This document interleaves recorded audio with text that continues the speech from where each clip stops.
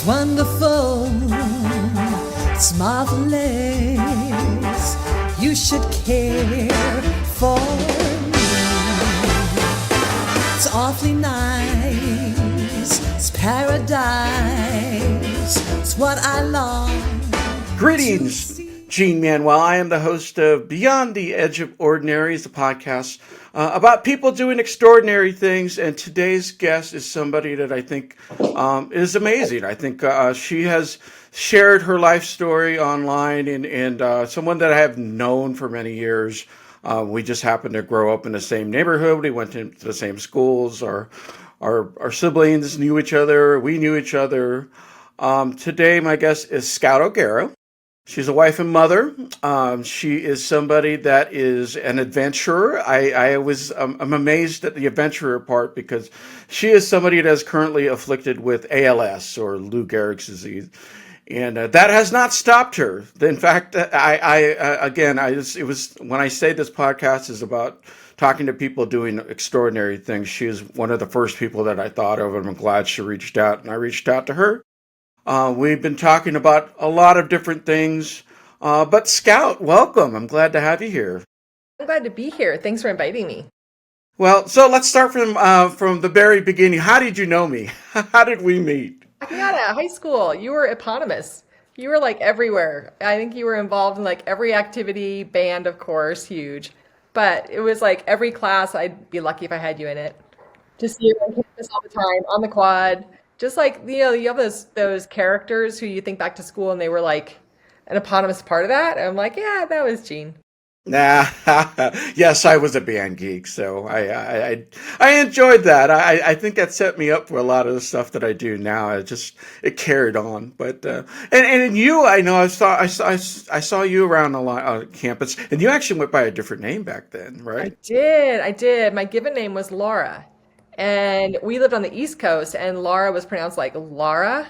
We moved to the West Coast, it was pronounced Laura, which like sounded different to me.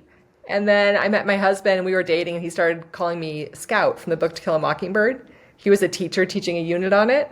And then everyone started calling me Scout. And then we moved to Idaho, and yeah, if you're an attorney or a doctor, it's Laura, but everybody else, it's Scout. Yeah, and that threw me off when I first connected with you on Facebook. It's like Scout. Scout. I Use remember it. Scout. How's that work? Yeah. It just stuck. And now it's been 30 years. So it's like, yeah. Awesome. So you and I obviously went to La Cañada High School. So La Cañada High School is in Southern California. It is in between Pasadena and Glendale. We are known for a lot of things in La Cañada. One of my two favorite trivia bits, and you'd probably know this. The first thing is across the street is Oak Grove Park. From that park is where they invented Frisbee golf. What? I know. I didn't. Yeah. Yes. Trivia bit. Okay. That is one. Number two, right down the street from La Cañada High School, which I found out the other day. The address is 4463 Oak Grove Drive. The 63 is because that is the year the high school was opened. So yeah, another bit of trivia. That's interesting trivia. Yeah. But right down the street is Jet Propulsion Laboratory, NASA's laboratory and center of excellence, and where they run every planetary mission, every deep space mission, all the robots that are on Mars, a planet entirely populated by robots. Everything is run out of JPL. It is one of those things that we were sort of used to growing up in high school, because when we would joke about, is your dad a rocket scientist? Most likely they were a rocket scientist, because they did. I don't know how about your family or your friends, but did you know anyone that worked at JPL? We did. My best friend's dad worked there, but for whatever reason, I never put two and two together in my head. So growing up from like sixth grade through graduating high school, I thought I wasn't very smart. I literally just was sort of like, I'm scraping by, I'm getting through. And then I got to college, and I was like, whoa. What happened? Like in college, I'm smart. And then I looked back after a few years, I'm like, wait a minute. In high school, all the kids sitting around me, their parents were literally rocket scientists. No wonder They set the bar ridiculously high for some of us. high. I So high. I had the same thing when when I got out of that little cocoon. I realized that we were in a bit of a sheltered school because of where one literally in the valley on the other side of the everything LA. We're neither San Fernando or San Gabriel Valley, but it's just so we're tucked away.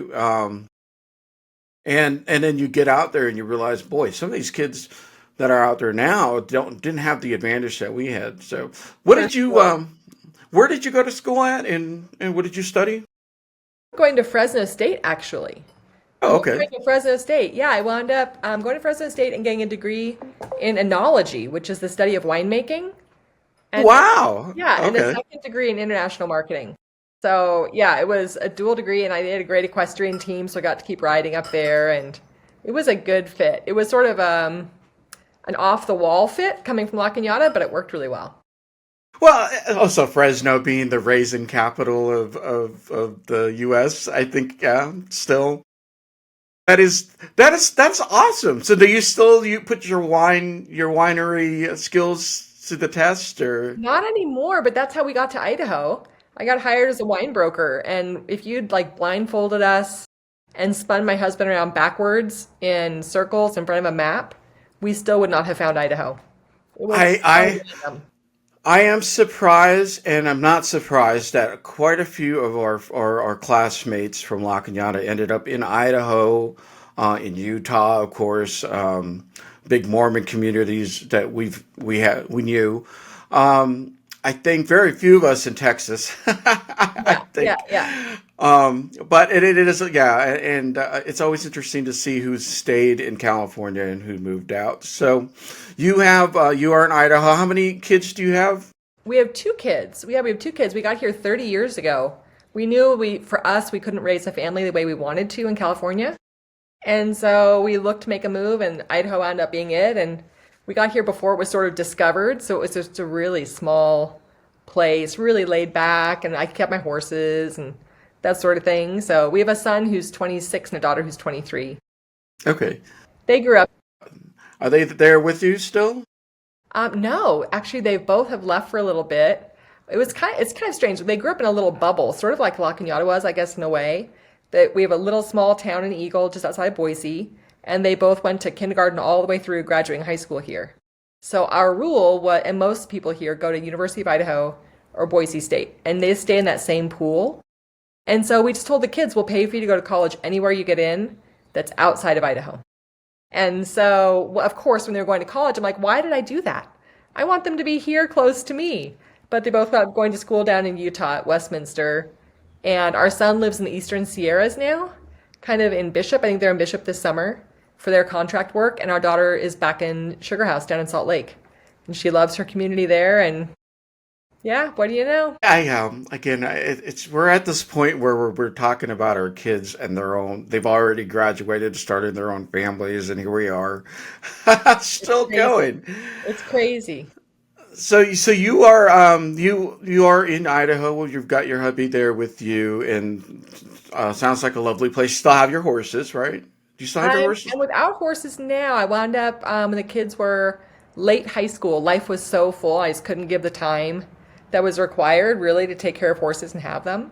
And so I wound up volunteering with miniature horse programs that take them into hospitals and VAs and schools and all sorts of organizations, and also a nonprofit I helped found called Ride for Joy. It's a hippotherapy program, equine program for kids with physical or developmental disabilities and delays. Also works with veterans, getting them sort of out in nature and with horses. And so I volunteer with horses that way. So I kind of kept my finger in horses for as long as I could. That's awesome. That's so great. I never thought about using miniature horses as therapy animals, but They're amazing. They're like unicorns without the horns. They're I incredible. we have a place here in Houston that they have a farm and they use farm animals. They have donkeys and horses as well. Nice. I think I've always wanted a donkey. I would call it Waffles. You should have your waffles, Gene, at some point. You should get your waffles. Well, along of what you were just talking about therapy and kids with disabilities, you have ALS. Yeah. and it is something that I know that you've had for a while. Tell us a little bit about what ALS is, what it affects, and when did you find out that you had it? Yeah, those are big questions. ALS, generally speaking, it's a motor neuron disorder. So the motor neurons in my brain just kind of slowly are dying and going away. And that's what enables your brain and your nervous system to connect. So slowly you lose the ability to connect those things, and it manifests differently in everybody. That's the strange thing. That's why it's so hard to diagnose. So everyone develops differently and shows different symptoms. Some people will first lose their ability to speak. It sounds like they're talking around marbles a little bit. It'll start with, speech and swallowing. Other people will have limb onset where it sort of starts with hand loss. For me, it was like hand weakness, trouble opening bottles of water by myself, or that jar of pickles became impossible to open. You kind of make excuses. And then it gets harder and harder to do normal things. Or foot drop for some people. And that kind of just works its way through the body. So it's just a I did wild. have I had a friend that passed away recently from ALS. She was one that was very active, like you. She had sons that were in scouts. Yeah, They okay. were we were very involved with scouting together, and hers was gradual, and then it just sort of plateaued, and then it just took over. Yeah. How long have you been dealing with that, or have you? I've had symptoms for about 4.5 years. And it Okay. was one of those really strange things where symptoms start slowly. And I kind of just excused it as, well, I'm getting older. Maybe it's the perimenopause thing. I don't know. Yeah. I have I have like a connective tissues disorder that makes me hyper flexible and it's kind of weird. And so I thought, well, maybe my hand joints are just kind of getting funky. I don't know. And tripped a few times and walking and fell down and thought, well, that's kind of strange, but I don't know, I'm just getting older. So I kind of just kept excusing it until I literally couldn't excuse it anymore and finally went and saw a doctor. It'll be a little over 2 years ago now. I finally went to see a doctor about it. And then I went to the Mayo Clinic for the first time 2 years ago last month. And that's when we kind of started the journey toward trying to get a diagnosis and was finally diagnosed in September of 2024. So where you're at, you're fairly, I wouldn't say secluded, but you're not near a big medical center. Do you have resources available to you to help you with this? Yeah, thankfully we do. We started with the Mayo Clinic down in Arizona. Then we went to UCSF for diagnosis. Once we had that in place, then I could get a team together here in town. So I have a neurologist here in town, and then OT and PT, and the ALS Association, and palliative care, and all the things that go with it. And then, of course, your family, when you first were diagnosed, what was their initial reaction? How did they take it? Yeah, that's so interesting because it's so different and unique for everyone. My husband was just sort of like, well, we're going to get you the best care and we're going to beat it. We'll figure it out. Like that was his go-to. Our son kind of secluded a little bit and said he didn't really understand why this was happening to his family. And that was a lot harder for him. Our daughter sort of just leaned right in and just said, Mom, life's going to change and you can still do all the things you wanted to do. It'll just look different. And that's kind Well, of became my mantra, really. That was like a really powerful message for me. It was like, yeah, you can still do all the things. They're just going to look a little bit different. Be patient. so a little bit behind the scenes before we started recording this afternoon. I had messaged Scout and said, "Whenever you're ready." And she said, "I'm heading to the table with my laptop," which, knowing that she has ALS, this isn't something that I would think that someone would just pop their laptop down, log in, and be ready to go. I knew it would be a process involved, and then did have to call me to get Yeah, to the right. And then as you were setting up, you have folks there that are helping you. I And do. I do. I have full-time caregiving, which is okay, huge. Yeah, we have Natalia lives with us, and then we have somebody else who comes in from 3 o'clock to 9 o'clock every night, Monday through Friday, to give her a break. okay. So I have a team. Awesome. So yeah, it's one of those things that you're like you don't think about it. You hear people have ALS and doing things just simple. Like I said, it sounds like an easy, simple thing for us, to go just pop down a laptop and log in. And you are very limited right now in your emotions. Right. How how frustrating is that sometimes? Um, I would say 90% of the time, I've learned to become very patient, breathe through it, slow down, gratitude for people who let me use their hands and legs as mine. And about 5% of the time, it's infuriating. It's absolutely infuriating when I want to just open a window or turn off a light or turn the volume down on something and I can't.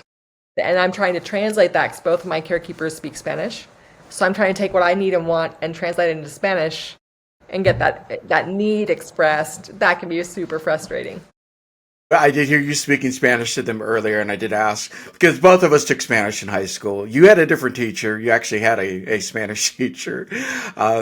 For those who went to La Cañada High School, you might know Mr. Takame. Mr. Takame is Japanese, and he taught Spanish. So he taught Japanese too. But he taught Spanish with a Japanese accent, and that just really messed up a lot of us. Yeah, no, I think I probably did get lucky in that department.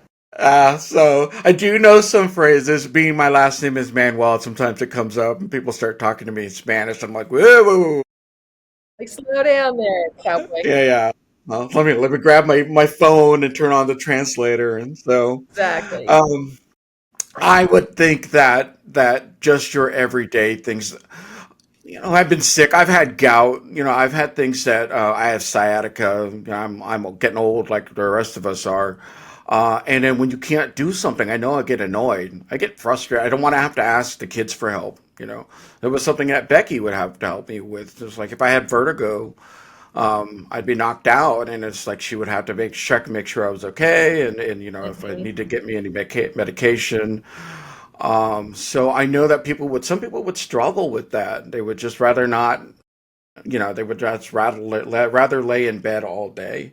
Yeah, Um, yeah, and that's definitely not an option for me. I'm not a lay in bed person, but I have to say I do have to give credit. I'd say the first, ooh, it's a constant change. My body's constantly changing, but I'd say the first 3 or 5 months of caregiving, it was really challenging. I lost the ability to feed myself, and so having to communicate, could I have that bite? No, not that one. I want the one over there. I want the edge piece of the corner of the lasagna, the really charred part. And that bite's a little too big. Can you make it a smaller bite?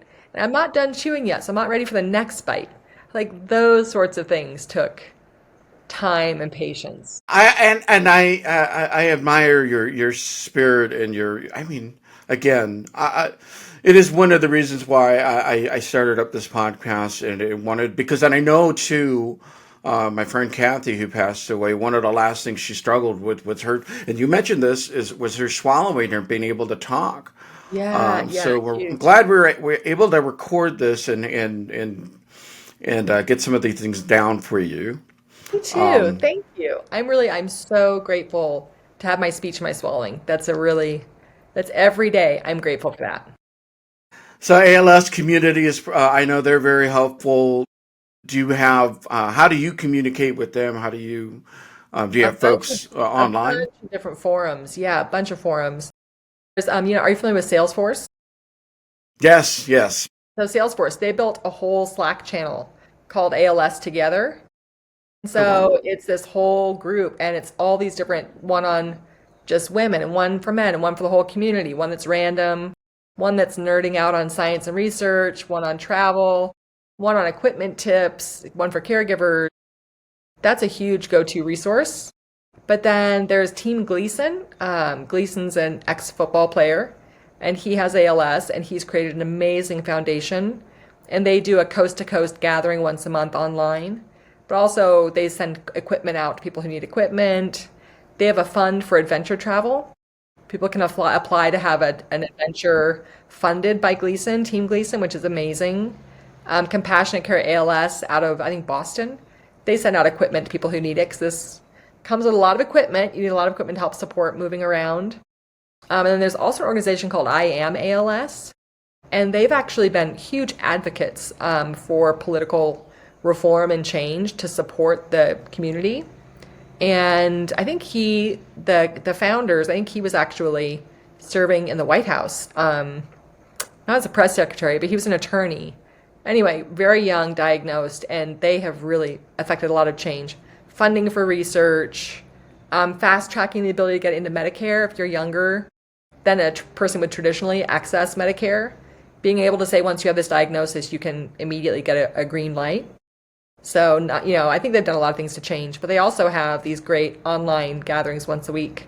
So you can meet with other people and have conversations. And then the ALS Association provides not just support groups, but they provide like book club and visual arts club, photography club, Wow. AI Yeah. art club, like comedy crew, all these different ways to kind of meet people in the community online. So it's not as exhausting trying to get someplace, but being connected to people who not just everyone cares, my friends and family care, but people who really understand what it is to walk it. Yeah, mobility is a big issue with that. That's why I was wondering what worked for you. A lot of great resources that you listed. I know, and we won't get into politics, but with the a lot of shift and changes in the way that things are being funded, and questions about the future of research and things like that. I know there are ways for folks to help, not Yes. just with your standard ALS challenges and things like that, but reaching out to people like you. I'm going to go into our next thing, because this is what really just I won't I okay. So one, I was a scouter. My son's an Eagle Scout, and I hate being outdoors. That's I'm not an outdoors person. I don't like the heat. I don't like the bugs. I don't like sleeping in a tent at night. How did you Would do it? How did you I get don't through that? know. I survived. That's a I father's love had right there. Yeah, but it was. I wouldn't give it up the experiences that I had. It was fun. It was tough. I thought it was going to be, just one of those things you can just go out, toss a tent out there, and watch the Right? stars. But Right. no, not when it's 22 degrees outside and you've got scouts running around loose, and there Yeah, should be a no, bed. you're all in then. You're all in. And But not just that, you have to be enthusiastic too. yeah, but for So you, I'm like, you poor Gene, we're on a being video on as well. My husband just walked in, so we have my husband here, my caregiver here. You're getting all of it, everybody. There you go. well, I wanted to. I told you this earlier too. I want this. This is always intended to be something organic. It's not supposed to be a professional podcast. I Yeah. am not a professional. There. Well, it is very organic. But so I'm not a fan of traveling in and outdoors. But you are. You how? Okay, let's start. Scout, just with everything going on in her life, has visited, like, I don't even know how. Oh, you have a number right now of national parks. I She do. is a national park fanatic. I'm guessing you have a park pass. I do. I do. I always did have a park pass, but now I have the lifetime accessibility park pass. So like Okay, the next so level park pass.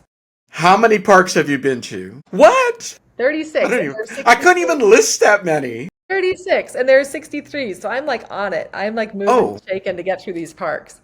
And these are the actual designated US national parks, as opposed like national monuments or national historic sites. Or there are a lot more in the system, but if you look at national parks, there's 63. so when did you start this journey? Was it before the ALS thing, or was it Yeah, it was because of I was it? already yeah, I was already really passionate about being outdoors. I am an outdoors person and love being outdoors. I've loved our national parks. When I was a kid, when I was in high school, actually, we rented like the biggest RV that Southwind made in those days. And my dad took a summer and we traveled all the national parks west of the Rockies. But the caveat is I don't count those in my going to the parks because I was a teenager and I was sort of like got my Walkman on and we're going to the Uh, park. Hey, we grew up next to Angeles National Forest. That was literally in our backyard. So Which is did you count that one? crazy, crazy. I didn't even count that. I didn't even count that. I do count my time in Yosemite. I went to Fresno State, Okay, so yeah. Yosemite was right there, and I've climbed the back of Half Dome and done those things. But full circle, Wow. my son wound up being a park ranger in Yosemite, which is Wow. so very, very full circle. So I was kind of slowly, I have a book that we bought years ago in Yellowstone that's all the national parks, kind of gives guidance on seeing the parks that I love. It's like my Bible. And I was slowly enjoying making my way through the parks. And then when ALS started, I was just like, well, shift in thinking, I'm going to live like a dog. And when I say live like a dog, I'm living my life in dog years. Like hard, fast, get it done, get out there, see what you want to see. Don't waste a minute, don't waste a breath because you just don't know, what your life's going to Right. look like. And so living my life in dog years, accelerating everything. Don't think about tomorrow, don't think about yesterday, just live in the present moment. And so I just kind of sped up my tour of national parks. And I've been lucky to have friends come with me, which has been amazing. And my kids have come with me, my husband. So I'm going to start with the one that you just posted. Where did you just come from? we just came from Colorado. So we went and saw Great Sands National Park. And we saw, let me go back here. Black Canyon of the Gunnison, Great Sands, and Mesa Verde. Okay. Oh, Mesa Verde. Always wanted to Yeah. go there. What was that like? It was amazing. It was established in 1906 as the first national park in our system that's about preserving historic places rather than scenic spaces. And so the fact that it's been unoccupied for 800 years and they lived there for like 700 years and it's still intact was remarkable. And thinking of the tools they had, the engineering they used, it really made me think about our own society and how it's built. Well, yeah, 700, 800 years. Wow. Hey, well, and so the question was it accessible? Were you able to get up in those? Yes, it has been so remarkable how accessible the national parks are. I have not come across a park yet that did not have enough for me to be fully content and satisfied by the end of the national parks experience in every park. And that says a lot actually, because it's a lot to try to get there. And by the time usually in the middle of nowhere, and then you get there, and I'm always just so impressed with what they've done. And of course, they want to do more, but what they've done to make them accessible is really cool. You actually reached out to me because I have my favorite park is actually White Sands National Park. Right. And you reached out to me and said, "Hey, where do I go? What's the best places?" I love going there because there's something about you're in the desert and all of a sudden you're not, but you are. Yeah. It's very surreal and serene. The sound, the way that the sands soak up the sound, it's just like it's overwhelming to the senses in a strange way. It's very calming. Yeah. And I know that, the kids and I and Becky had gone there once and they tried to go sledding down. Yeah, I think trying to get up those hills, no, that's not a thing that I think I tried a couple of times. It's like, you know what, I'm good down here. I would just, Can't wait yeah, to see it. Well, I can say yeah, for that same park, from an accessible standpoint, the visitor center is fully accessible. They have restrooms that are accessible. You drive this loop through the park, right? So you can see everything in the park from the car if you need that for accessibility. My daughter went over and ran up the dunes and brought back handfuls of sand, and then she poured the sand into my hands so I could kind of feel what the sand felt like and how fine yeah. it was, the textural qualities of it. And then they have a big metal boardwalk that extends up over a lower dune, so you can roll your wheelchair up over that boardwalk and find yourself in the middle of the dunes, even though you can't climb and walk in the sand, which I Yeah. thought was really cool. And then a lot of the places you can get out of the car, you can actually roll on hard packed trails right to the base of the dune. So I would roll to the base of the dune, and my family would run up onto the dune and go play, and I would just hang out in a meadow in the middle of nature, looking at mountains surrounding me as the sun was setting in just awe. And Yeah, watching it like is. moths take light in the air and butterflies, and it was just It is. cool. It is something else. I don't think I've ever. I would have loved to camp there overnight as a scout. I wish it was something Mm. that we had thought about doing, but um, and again, it just the tactile sensations that you talked about. This the way the sand kind of flows through your hands. It's very. Um, it's a great place for meditation. And after Becky had passed away, and I'd driven out to L.A. To go see my family for Thanksgiving, I stopped there, and I think I was there for a while. Then I realized when I got in the car, I had sand everywhere. I was like, Yeah. someone needs to open up a car wash nearby because when you come out of there, there's like sand everywhere. But Imagine if you had sledded actually down the dunes. You would have I set know, down sand for I days. know. Now, so again, a lot of parks that you visit. Your top five. What are your top Okay, five top parks? five. So my number one park is Great Basin National Park. It's in the very southern part of Utah, almost Nevada, and it has everything in one park. It has amazing caves, and the rangers guide tours of the caves. It has a glacier. It has alpine lakes that are fully not accessible, but it's about a 3 mile loop that's pretty level. It's more like a walk than it is a hike, I would say. And amazing campgrounds, and they have a massive astronomy Astronomy. space. Okay, astronomy. Yeah. A massive astronomy program with huge telescopes the rangers manage, and they do that at night because they're an international dark sky space. So that is my number one park. I think it's stunning. I have to say I like the smaller parks. I like when they're not so crowded. That being said, Yosemite is my number two because Yosemite I is think we've iconic. all, yeah. Yeah, I love Yosemite. I love Tuolumne Meadows. I love getting out of the valley, Hetch Hetchy, but also Half Dome, El Capitan.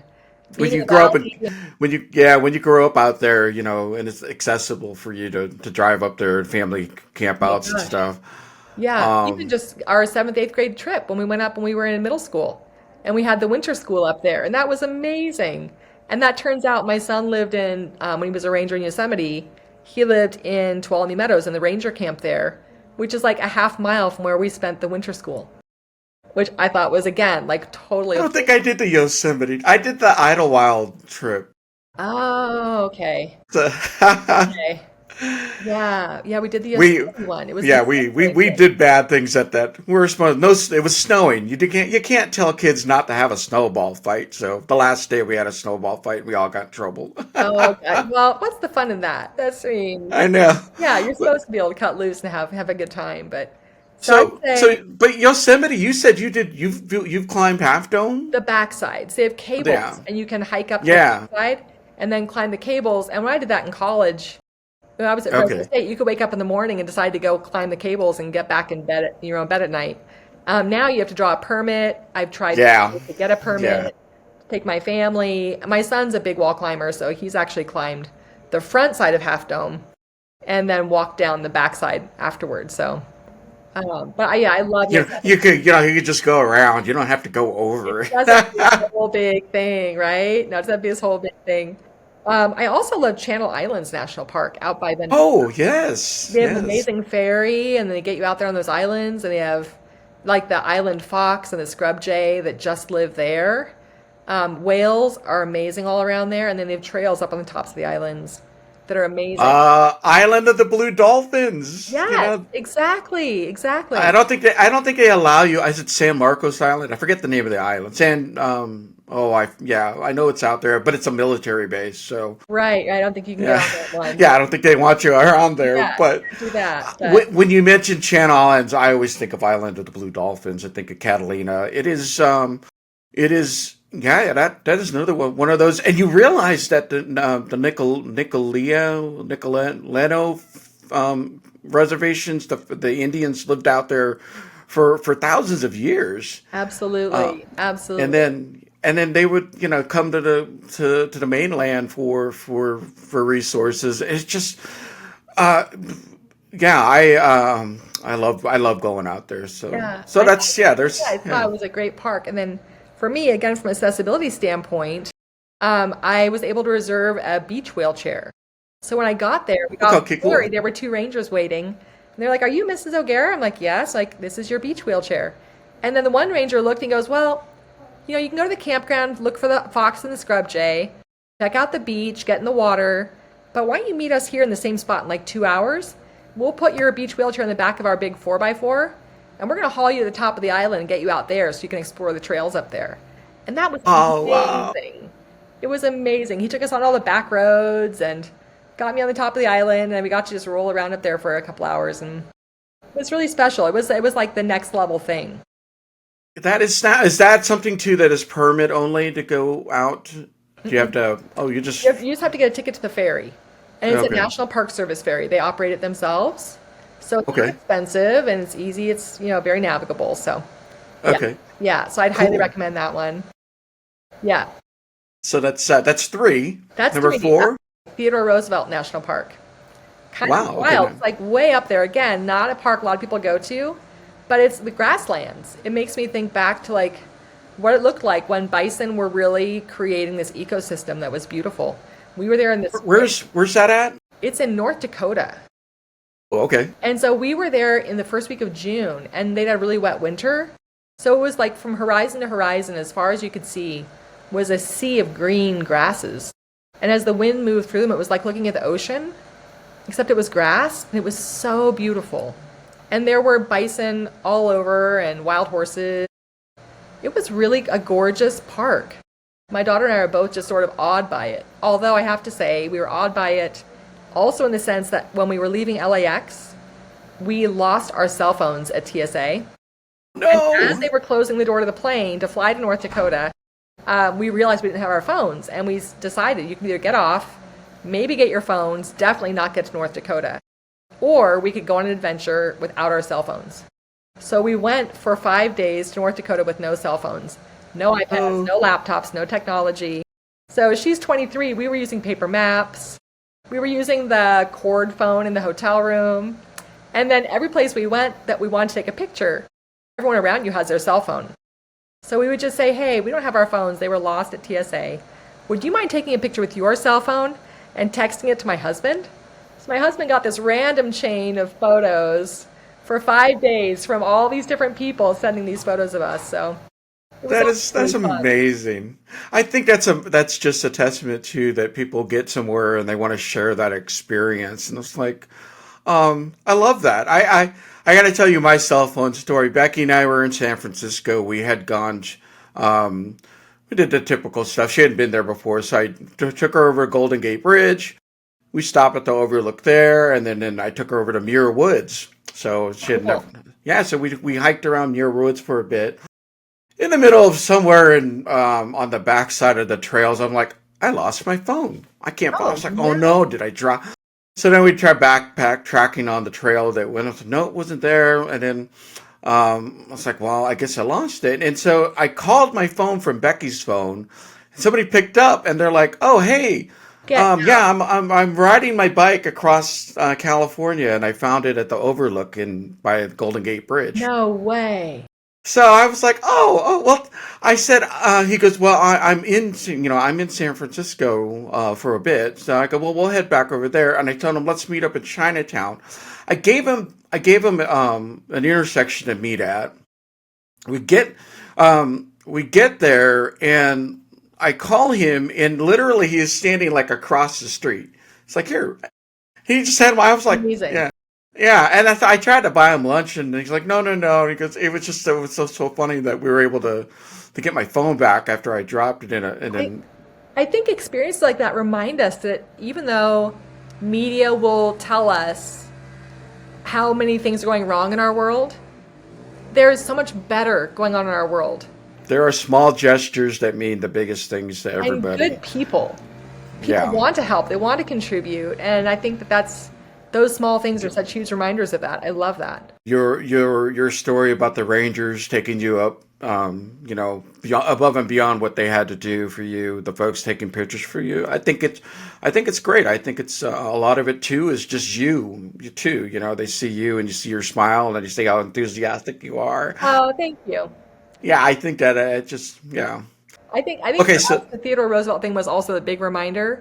Was the fact that we were in this little bubble, the two of us, for 5 days, was I couldn't do it. I could not. zero interruption by technology. Neither of us had text messages or emails. It was just the two of us, and it put both of us on our heels. She'd never lived life at 23. She'd never lived a day without technology. And so she'd never had that experience. And so for the two of us to just be together, we kind of made a pact that said from now on, when we go into the park, we're turning our Wi-Fi off. We're going to go on airplane mode, and we're going to just be together. And maybe that night we'll turn it back on, but for that time in the park, it's just going to be us. I think that's a great idea. It I was think more really people should cool. do that. Yeah. It was really precious. Awesome. Okay, so number 5. Oh, okay, number five. I think that I can't avoid. Let's see, what's my number five. I'm kind of like battling with myself through some national parks here. I have to say Zion. I'm going to stick with Zion. I think Zion is a gorgeous park. Angel's Landing is an amazing hike. Again, I've hiked it a bunch of times without needing a permit. Now you need a permit to do it for safety's sake. But it's a remarkable hike in a remarkable place. You look down the Narrows. You can get up high on a hike. You can go down through the Narrows and wade through water and slosh through water all day. I just think it's a small park. Again, you need a shuttle to get in and out unless you're staying in the park. It just reminds you of how beautiful this world is, the planet is that we live on, and how diverse it is. I think it helps you remember. It's humbling. I'll put it that way. I think I've had quite a few people I've gone to Zion. I have not been myself. It sounds like that's one of. I will go. I like going to the parks. I don't, the camping outside. I probably won't. Yeah, but you're happy. They have a really nice place there, actually, in the park at Zion. There you go. And if I could give it a tie, I would tie it with Redwood National Park. I love the redwoods. Yeah, I love the absolutely. redwoods. I love where they come down to the ocean, and there's something about the sounds of the birds in those groves. For me, it's nostalgia because that is something that our family would stop and see when we would drive up to. We have family up in Vancouver, Canada. So we Oh, would stop there, go take a look at the trees, General Sherman and whatever. yeah. Yeah, and so you're like, and it reminds you that there are lots of stories about people who talk about how trees are conscious. Trees can tell you and talk to you and tell you about the world we're in, and we need to take care of them, and we need to make sure that we take care of nature, even with everything going on with all the changes going on with the climate. These trees have been around for thousands of years, so Exactly. That's what always awes me. I'm like, wow, the trees were here like when Jesus walked the earth. yeah, That's a even remarkable yeah. thing to think about. And And, I agree. and For me, I know I kind of feel like during COVID, it was a bit of a reminder for a lot of us that if we just kind of get out of the way, Earth will heal herself. There's yes, a reason these trees yeah, have been here for thousands of years. They yeah. endure. We we are nothing but a blink in the timeline right now, so they will continue on for another thousands of years. Whether they can take the changes more better than we can. I think Yeah, that's the I problem. would agree with you. I also think Yeah, for me, like living with ALS the way I do, when I'm in places like the Redwoods or some of these beautiful national parks, it reminds me that we are just here for a blink. And none yeah. of us know how long we're going to be here. Just find the joy in it. Just soak it up. Find the joy. Be present. Have gratitude. And I think that the natural spaces that our natural parks protect, that kind of puts me in that really gratitude mindset. You set your daughter up and your family up for something that they can now take with them when in the many years of here from now that you won't be here. Let's Yes, just hope it's many years. I hope so. Um, but that they can take joy and go outdoors and go to a park and be with you, Absolutely. because Yes. they know you'll be out there. You will be with them, and you will be with all that natural beauty that is out there. So I think that's great. I think you're a lot of what you're planning and thinking about doing is amazing. Thank So, you. I appreciate that. You can say with confidence, I will get to all the national parks. okay, so Either I can what's get there, uh, or my daughter has said, "Mom, if you don't get to all the national parks, I'll make sure you get to the rest of them." so So I keep a list of which ones I've gotten to, and so she's okay. already said, like, if you don't get there while you're here, I'll make sure that some of your remains get to each of these little parks. So I know a guy that his friend that passed away. He took her ashes to all the different places she wanted to go in exactly, the world. He went to a Buddhist monastery in really China. He went out. He was out. He took her everywhere. He took her to Italy. He took her to amazing. yeah. So That's that is amazing. awesome. I I love love that. that. I love that. So from a distance standpoint, what is the furthest one that you parked that you've been to? Ooh, Have that's you been to any in Alaska? Hawaii. I've been to the Okay. parks in Hawaii. Yeah, but I've done all the parks in Hawaii. I've been to Alaska, but I haven't been to the parks there. And that's a Okay. big, Gates of the Arctic is the furthest away. And that would be a big endeavor. That'll be like renting a chartering a plane. And I have a lot of accessibility tools and slings to help people get me point A to point B. So I'm scheming for that for next year, like late August, early September. It is that is definitely a place I want to go is Alaska. I think people are like, Alaska? I go, yeah, think about it. It's not that it's cool, number one. But even then, they're running through a lot of heat waves now. But there are times to go out there and the Dalton Highway, Denali National Oh my Forest and all of gosh. that. I would love to go out and just be out there, Drive the not have a tourniquet cell. arm. Yeah. Yeah, drive the tourniquet arm, get on some ferries, see some grizzlies, catching Yeah. salmon in the falls, and all the good things. I, Yeah, I want to drive out to Whittier, Alaska, which has one building for the whole city that they all live in. it's wild. And then just down from the Whittier is Homer. I just thought it would be funny to go to Homer, Alaska. Homer, Alaska. We are really big birders, so I'm really motivated to see the birds there as well. Oh, yeah. Yeah, Yeah. yeah. So what's next for you on the park, though? This summer, the goal is July is going to be Rainier and North Oh, Cascades and Olympic. So make that little loop through there. And then I'm trying to, Idaho gets really hot during the summer, yeah. really bad wildfire smoke often. So my goal is to dodge the wildfires and the smoke and slowly make my way east across the northern United States. So there's a Okay. park called Voyagers up in northern Minnesota, then Isle Royale in Michigan. So just kind of toddle our way and hope to wrap up at Acadia. Okay. I'm looking forward to the Cascades run. Yeah, Crater Lake. I love Crater Lake. I love all that. Yeah, I think even gorgeous. though that whole that whole part of the country set to explode, but other than that, Yeah, other than living on a super volcano, sure. Yeah, why not? I know. We already Well, live every day by not too far from Yellowstone, so I'm like, I know either Yellowstone's going to go or Rainier's going to go. that's It'll be fun. true. I have to say, again, living with ALS, I've learned to live with a lot of like gallows humor and Yeah. dark humor, and so I kind of laugh about a lot of those things and say like, well, if that's the way I'm supposed to go, then Yeah. yeah. Just wow. So I am again. I am. You don't let the ALS thing slow you down at all. And again, Thank you. Yeah, no, I almost accelerate, honestly. I really yeah, do. you're trying to get a lot of stuff done, and Totally, you're. yeah. Don't let me Um. throw under the wheels of my wheelchair. So we're coming up towards the end of this podcast, but I do want to spend a couple of minutes, and then I talked to you about this before. Yeah. It is time for your quiz. As for this podcast, I will wrap it up, and it is a simple one. I did this with the kids. One of two did well. One I'm very disappointed in, and one I'm very. It is a spelling bee. I will give you a word, and you spell that word out for me. So Okay, your what's word. that? This is easy. Your word is spirit. Oh, okay. Thanks for giving me an easy one. I appreciate that, Gene. Again, helping me feel smart. I appreciate it. Okay, Spirit, I think, is spirit. Spirit, that is correct. Spirit. I was going to give you tenacity, but then I Oh, think that dude, one. see, that would have rolled me right back to high school. But both of those words are things that I think of when I think of you. Thank you. To you, what does spirit mean to you? Um, I think for me, spirit just means the most integral part of your soul that shines through into the world. That's That what is, I've learned on my ALS journey, I think, is that I really believe we're all souls here to learn and grow and have experiences, and none of us know what we're supposed to do or learn.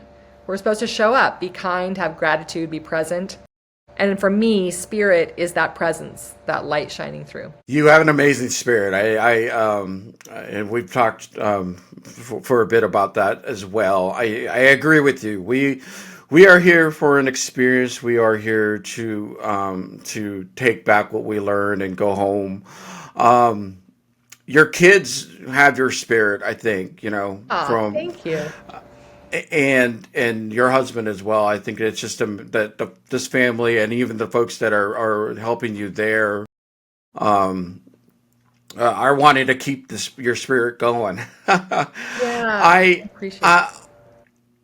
I, so what do you want your kids to know or think about, when when things start to turn. I don't want to get too Yeah, dark, no, but I want them to know that I did everything I could to be as present and live as fully as I could, but that I've had a huge and beautiful life. And it doesn't matter for me, it does not matter how many breaths any of us take. It's how many moments take our breath away. And I've had countless breathless moments in awe of this life. So for me, I want them to know that I've had a beautiful, huge, joyous life and that I'm not really afraid. I'm not afraid of what comes next. It's a great adventure. Like I said, I'm a birder, so I'm calling it my great migration. When that moment well, that's comes, true. I'm migrating. I'm going to migrate to the next great adventure, to the next great place. We all migrate, you know. We absolutely do. I think that's a great analogy. I asked that question because I did not get that opportunity with Becky. But, Becky having Right. passed away suddenly. But in your heart that she was very happy. She was grateful for the life that she had. Mm-hmm. So for you to be able to record that and communicate it back to them, I know that they know that. They know Yeah, that. thank you. But thank you for the opportunity to put that down for them to be able to hear it. Yeah. Yeah. Yeah. What's next for you? You're going to continue on with your healing journey and Yeah. um, Yeah. I am just enjoying my family, my kids, my husband, my friends. I get outside every day. I'm in nature. Spend time with friends, family, nature, read. That's for me it's simple. Life is so complicated, but at the end of the day, it's really, really simple. yeah, I think having an opportunity to take a break right now from work, it's just I got up and I was like, yeah, I don't have to do any meetings. I don't have to have emails sent out. I don't have to. I can just sort of relax and breathe and take in. I sit outside with the dogs, and then I realize I live in Houston. Why am I sitting outside? It's So I'm scary. not I'm not an outside kind of guy. I've already put it out there. I know. I have I have my fan going on full blast already, and it's like, oh, just get some of this humidity out, and I think we'll be okay. Somebody just turn off the heat. Yeah, no, I think it's great to have an opportunity to ask yourself, what do I want to do? That's something that I think a lot of us forget how to be playful or how to engage in like our own joy. So there are moments when society gives us a break and we can take that breather, or life circumstances give us a break and everything shifts and you walk in the sand and say, okay, well, what do I want to do? And it's a unique opportunity. Awesome. Well, Scout, thank you so much for sharing your story. Again, I know that ALS is not, is just, it's overwhelming for a lot of folks. And you have so many people that love you and so many people that are wishing you, all the strength in the world that we can send you.